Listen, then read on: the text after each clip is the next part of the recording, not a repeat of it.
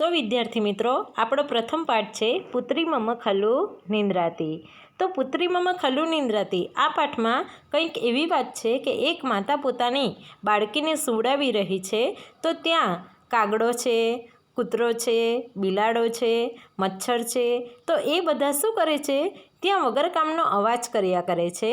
તો એમનો અવાજ સાંભળીને એ માતા જે છે પોતાની પુત્રીની ઊંઘ તૂટી ન જાય એના માટે ચિંતા કરે છે।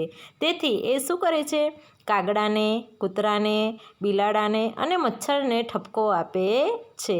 તો સૌપ્રથમ તો આપણે આપણું જે પાઠનું જે મથાળું છે, ટાઇટલ છે, એનો સૌપ્રથમ આપણે અર્થ સમજીશું। તો તમારે તમારી નોટબુકમાં લખવું હોય તો તમે લખી લેજો। પુત્રી મમ ખલુ નિંદ્રાતી। પુત્રી એટલે કે પુત્રી, દીકરી, મમ એટલે કે મારી, ખલુ એટલે કે ખરેખર, નિંદ્રાતી એટલે કે સૂતી છે। માતા શું કહે છે આ બધાને, પ્રાણી અને જંતુને, કે મારી પુત્રી ખરેખર સૂતી છે, તેથી તમે એને ખલેલ પહોંચાડશો નહીં। તો હવે આપણે જોઈએ કે પુત્રી મમ ખલુ નિંદ્રાતી, કે મારી પુત્રી ખરેખર સૂતી છે। મમ એટલે મારી, પુત્રી એટલે પુત્રી, ખલુ એટલે કે ખરેખર, નિંદ્રાતી એટલે કે સૂતી છે, કે મારી પુત્રી ખરેખર સૂતી છે। પુત્રી મમ ખલુ નિંદ્રાતી, મારી પુત્રી ખરેખર સૂતી છે। સુંદર શયને, સુંદર શયનનો અર્થ લખજો, સુંદર પથારીમાં, સુંદર પથારીમાં, સુખમય વસને, આરામદાયક વસ્ત્રોમાં, પુત્રી મમ ખલુ નિંદ્રાતી, મારી પુત્રી ખરેખર સૂતી છે। વિદ્યાર્થી મિત્રો, ફરી પાછા એકવાર પહેલા પેરેગ્રાફનો અનુવાદ કરું છું। પુત્રી મમ ખલુ નિંદ્રાતી, મારી પુત્રી ખરેખર સૂતી છે। પુત્રી મમ ખલુ નિંદ્રાતી, મારી પુત્રી ખરેખર સૂતી છે। સુંદર શયને, સુંદર શયનનો અર્થ શું થશે, સુંદર પથારીમાં, સુખમય વસને, સુખમય વસન એનું શું થશે, આરામદાયક વસ્ત્રોમાં, પુત્રી મમ ખલુ નિંદ્રાતી, મારી પુત્રી ખરેખર સૂતી છે। વિદ્યાર્થી મિત્રો, સમજ પડી ગઈ તમને? ચલો હવે આપણે જોઈએ બીજો પેરેગ્રાફ। બીજા પેરેગ્રાફમાં તમને કંઈક ચિત્રમાં દેખાય છે, કાગડો એક વૃક્ષની ડાળી પર બેઠો છે, દેખાય છે ને? તો માતા કાગડા તરફ આંગળી ચીંધીને કંઈક એને કહી રહી છે। શું કહી રહી છે તે હવે આપણે જોઈશું। તો સૌપ્રથમ તો પેરેગ્રાફનું વાંચન કરીએ આપણે। રે રે વાયસ કર્કશ કંઠ, મારઠ મારઠ, કર્ણકઠોરમ, શ્રાંતા કલાંતા, પુનર્નુનિતા, પુત્રી મમ ખલુ નિંદ્રાતી। ચલો વિદ્યાર્થી મિત્રો, આપણે જોઈએ કે માતા કાગડાને શું કહી રહી છે, કે વાયસ, વાયસનો અર્થ થશે કાગડો, કર્કશ કંઠ અને કર્ણકઠોરમ, આ જે બે શબ્દ છે તો એનો અર્થ થશે કાનને અપ્રિય લાગે તેવો અવાજ, કે કર્કશ કંઠ, કર્ણકઠોરમ, કે કાનને અપ્રિય લાગે એવો કર્કશ અવાજ, મારઠ મારઠ, કરીશ નહીં કરીશ નહીં। જો કાગડાને માતા શું કહે છે, રે રે વાયસ કર્કશ કંઠ કર્ણકઠોરમ, મારઠ મારઠ, કે અરે ઓ કાગડા, કાનને અપ્રિય લાગે તેવો કર્કશ અવાજ કરીશ નહીં। શ્રાંતા કલાંતા, પુનર્નુનિતા, પુત્રી મમ ખલુ નિંદ્રાતી। શ્રાંતા એટલે કે થાકેલી, કલાંતા એટલે કે મુરઝાઈ ગયેલી, પુનરનુનિતા એટલે કે ફરીથી લાડ કરાયેલી, પુત્રી મમ ખલુ નિંદ્રાતી, મારી પુત્રી ખરેખર સૂતી છે। નાના બાળકોને તમે જોયા જ હશે, એ લોકોનું કામ શું હોય, રમવાનું, ખાવાનું ને સૂવાનું, બરાબર ને? તો નાના બાળકો શું કરે છે, રમી રમીને થાકી જતા હોય છે, એટલે એ શું કરે છે, છેલ્લે અંતે થાકીને પછી સૂઈ જાય છે। તો અહીંયા પણ એવું જ છે કે માતા જે છે પોતાનું બાળક કદાચ રમી રમીને થાકી ગયું હશે, એટલે એ શું કરે છે, એને સુવડાવવાનો પ્રયત્ન કરે છે।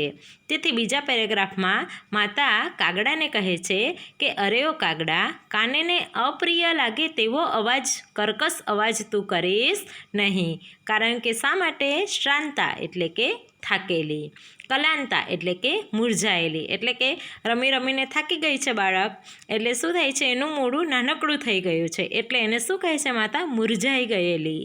પુનર્નુનિતા, પુનર્નુનિતા એટલે શું થશે કે ફરીથી લાડ કરાયેલી. પુત્રી મમ ખલુ નિંદ્રાતી, મારી પુત્રી ખરેખર સૂતી છે.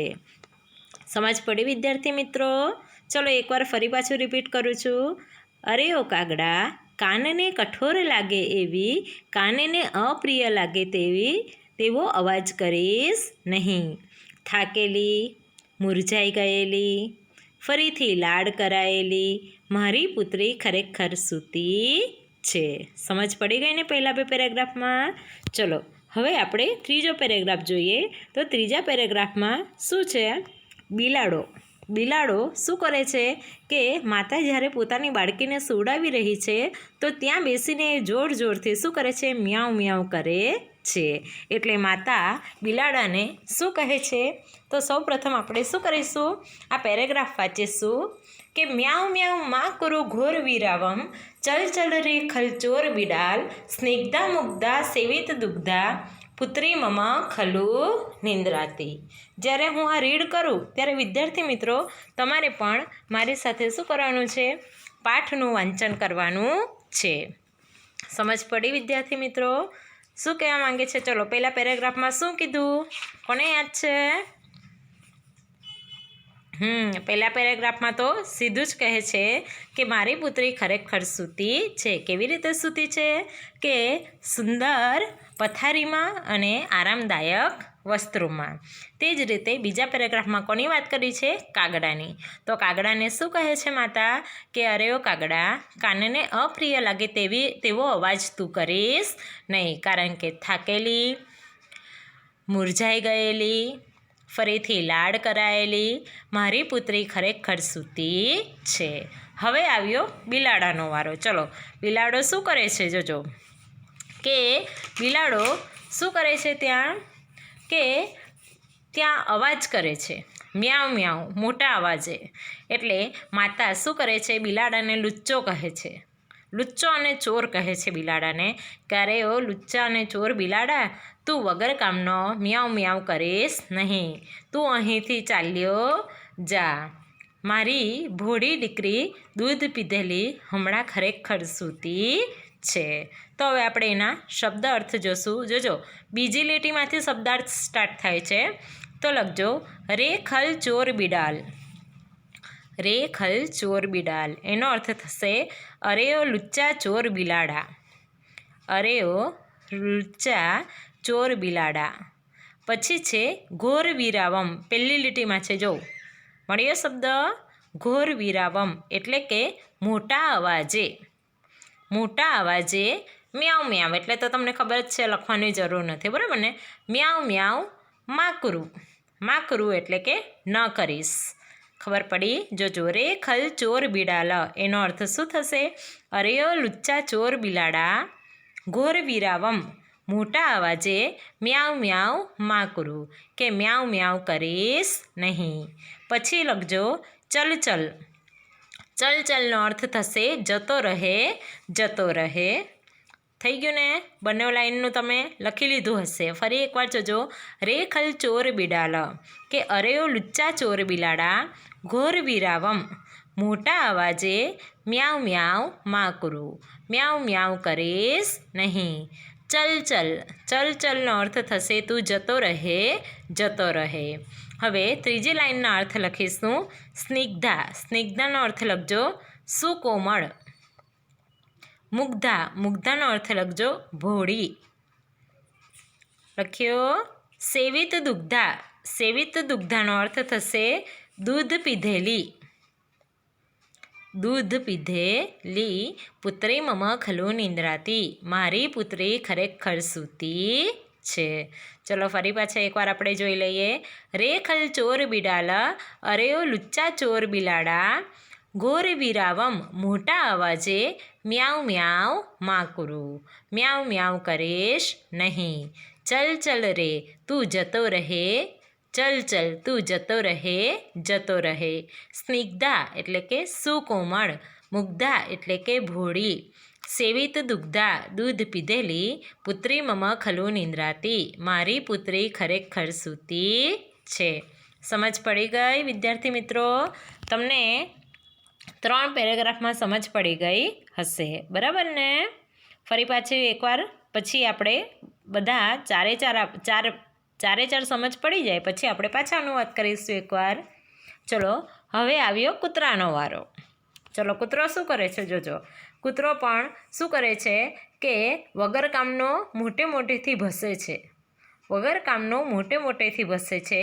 તો કૂતરાને પણ શું કહે છે? દુષ્ટ કૂતરા. શું કહે છે માતા? દુષ્ટ કૂતરા, તું વગર કામનું જોરથી ભસ નહીં.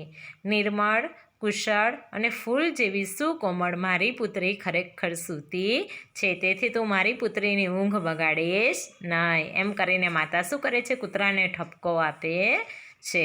તો સૌપ્રથમ ચલો આપણે શબ્દાર્થ લખીશું. સુનક વરાક લખો. સુનક વરાક એનો અર્થ શું થશે? હે દુષ્ટ કૂતરા.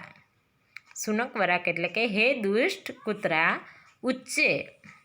ઉચ્ચે એટલે મોટેથી. માં ભસ.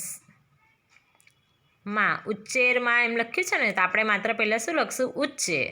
ઉચ્ચેનો અર્થ થશે મોટેથી. અને માં ભસ એટલે કે ભસ નહીં. પછી છે લખજો કાર્યવિહીન. કાર્યવિહીન એટલે કે નકામું. કાર્યવિહીન એટલે કે નકામું. ભવ માં કરું. ભવ ન કર. જો હવે માતા કૂતરાને શું કહે છે?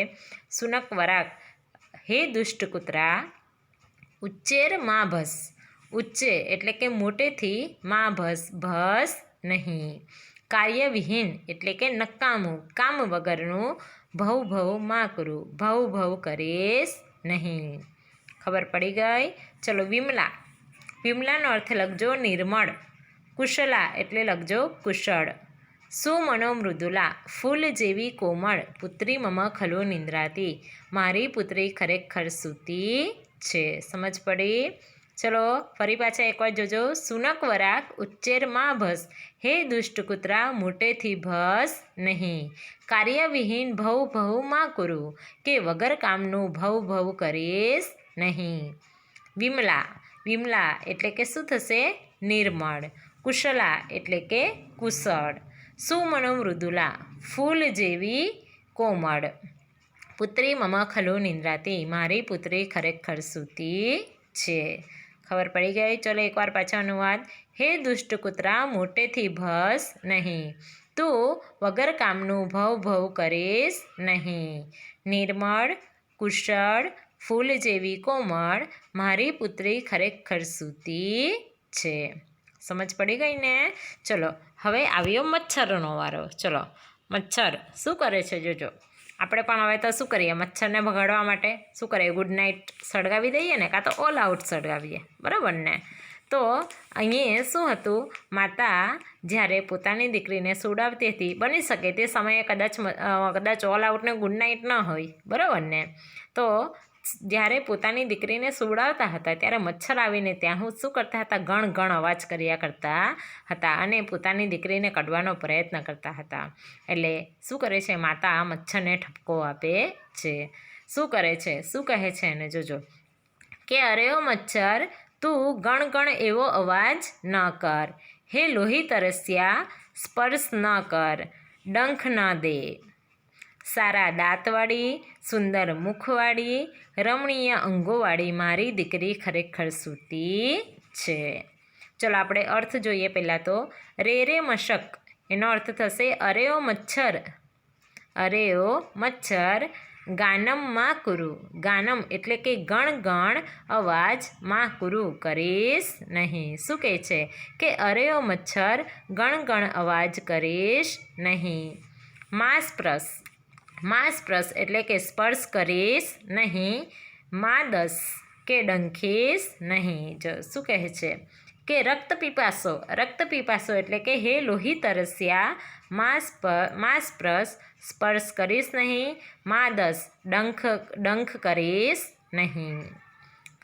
જોજો ફરી પાછા, રે રે મસક અરેયો મચ્છર, ગાનમમાં કુરું કે ગણ ગણ અવાજ કરીશ નહીં, રક્ત પીપાસો હે લોહી તરસ્યા, માંસ પ્રસ માદસ કે સ્પર્શ કરીશ નહીં, ડંખીશ નહીં, સુદતી સુંદર દાંતવાળી, સુમુખી સુંદર મુખવાળી, શોભનગાત્રી સુંદર અંગોવાળી, મારી પુત્રી ખરેખર સૂતી છે. ફરી પાછા એકવાર રિપીટ કરીશું કે રે રે મસક અરેયો મચ્છર, ગાનમમાં કુરું ગણ ગણ અવાજ કરીશ નહીં, રક્ત પીપાસો હે લોહી તરસ્યા, માંસ પ્રસ સ્પર્શ કરીશ નહીં, માદસ ડંખીશ નહીં, સુદતી સુંદર દાંતવાળી, સુમુખી સુંદર મુખવાળી, શોભનગાત્રી સુંદર અંગોવાળી, પુત્રી મમ ખલુ નિંદ્રાતી, મારી પુત્રી ખરેખર સૂતી છે. તો વિદ્યાર્થી મિત્રો, તમને સમજ પડી ગઈ? ચલો હવે આપણે ફરી પાછા એકવાર પુનરાવર્તન કરીશું. તો પહેલેથી ફરી પાછી એકવાર પુનરાવર્તન કરું છું, વ્યવસ્થિત ધ્યાન આપજો. પુત્રી મમ ખલુ નિંદ્રાતી, પુત્રી મમ ખલુ નિંદ્રાતી, સુંદર શયને સુખમય વસને, પુત્રી મમ ખલુ નિંદ્રાતી. કે મારી પુત્રી ખરેખર સૂતી છે, મારી પુત્રી ખરેખર સૂતી છે. સુંદર પથારીમાં, આરામદાયક વસ્ત્રોમાં, મારી પુત્રી ખરેખર સૂતી છે. હવે આપણે બીજો પેરેગ્રાફ જોઈએ કે અરે ઓ કાગડા, કાનને અપ્રિય લાગે તેવો કર્કશ અવાજ કરીશ નહીં, કર્કશ અવાજ કરીશ નહીં. શ્રાંતા કલાંતા પુનર્નુનિતા, થાકેલી, મુરઝાયેલી અને ફરી લાડ કરાયેલી મારી પુત્રી ખરેખર સૂતી છે. ચલો બીજો પેરેગ્રાફ કે અરે ઓ. હવે જો બીજા પેરેગ્રાફમાં કોની વાત કરી છે? બિલાડાની. કે અરે ઓ લુચ્ચા ચોર બિલાડા, મોટા અવાજે મ્યાઉ મ્યાઉ કરીશ નહીં, ચાલ્યો જા, સુકોમળ, ભોળી અને દૂધ પીધેલી મારી પુત્રી ખરેખર સૂતી છે. આમાં જો શબ્દાર્થમાં ધ્યાન રાખજો, આમાં જે બીજી લીટીનો જે શબ્દાર્થ છે રે ખલ ચોર બિડાલ, એ આપણે પહેલાં લેવાનો છે. પછી ઘોર વીરાવ, પછી મ્યાઉ મ્યાઉ માં કુરું, પછી આવશે ચલ. બરાબર? ખબર પડી કે અરે ઓ લુચ્ચા ચોર બિલાડા, મોટા અવાજે મ્યાઉ મ્યાઉ કરીશ નહીં, જતો રહે, સુકોમળ, ભોળી, દૂધ પીધેલી મારી દીકરી ખરેખર સૂતી છે.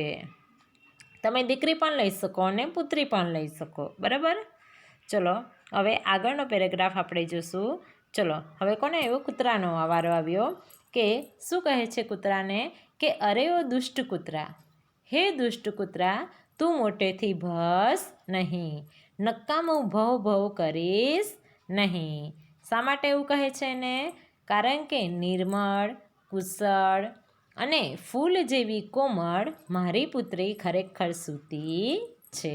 જો ફરી પાછી એકવાર બોલું છું કે અરે ઓ દુષ્ટ કૂતરા, હે દુષ્ટ કૂતરા, મોટેથી ભસ નહીં, કાર્યવિહીન એટલે કે નકામું ભવ કરીશ નહીં. શા માટે? કે નિર્મળ, કુશળ અને ફૂલ જેવી કોમળ મારી પુત્રી ખરેખર સૂતી છે. સમજ પડી ગઈ ને? ચલો હવે છેલ્લો પેરેગ્રાફ કોનો વારો આવ્યો? મચ્છરનો. શું કહે છે? અરે ઓ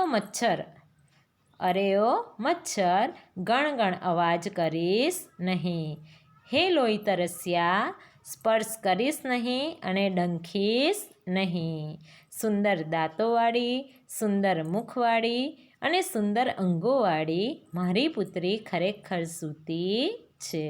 તો વિદ્યાર્થી મિત્રો, તમને પુત્રી મમ ખલુ નિંદ્રાતી આ પાઠમાં ધ્યાનથી જો તમે સાંભળ્યું હશે તો અનુવાદ તમને યાદ રહી ગયું હશે.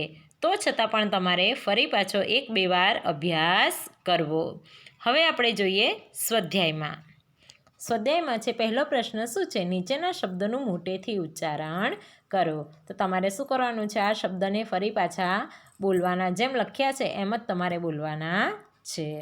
ચલો હવે પ્રશ્ન 2માં આપણને સવાલ જવાબ પૂછ્યા છે કે પુત્રી કિમ કરોતી, પુત્રી શું કરે છે? તો જવાબ શું આવશે? પુત્રી મમ ખલુ નિંદ્રાતી આપણા પાઠનું ટાઇટલ છે, યાદ છે ને? તો શું કરી રહી છે? સૂઈ રહી છે ને? તો જવાબ શું આવશે? પુત્રી નિંદ્રાતી. કર્કશઃ કંઠઃ કસ્ય અસ્તિ? જો એનું તમને ગુજરાતી કરી આપું છું. કર્કશ અવાજ કોનો છે?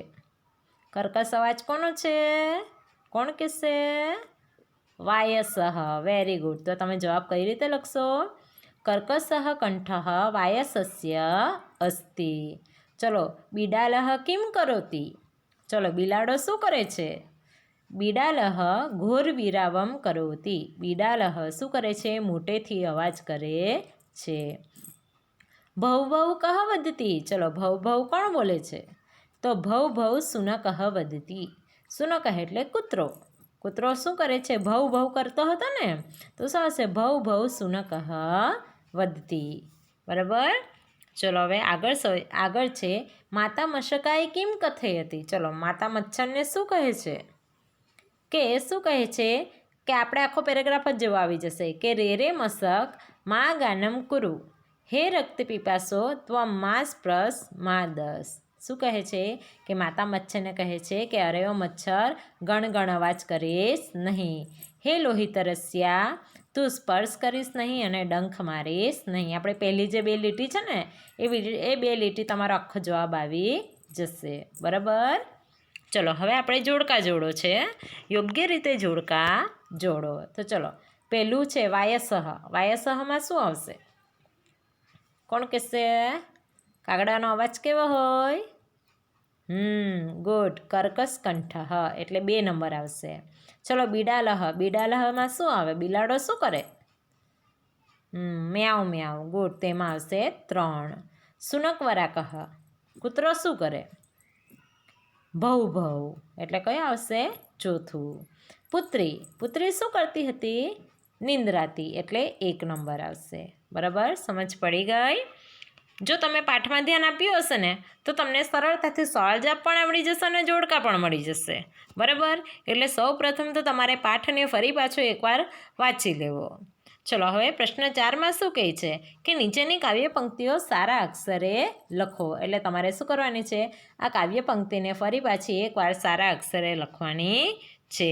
તો વિદ્યાર્થી મિત્રો, તમને આપણો પ્રથમ પાઠ પુત્રી મમ ખલુ નિંદ્રાતી સારી રીતે સમજ પડી ગઈ હશે. તો છતાં પણ તમારે એકવાર એનો સારી રીતે અભ્યાસ કરવો.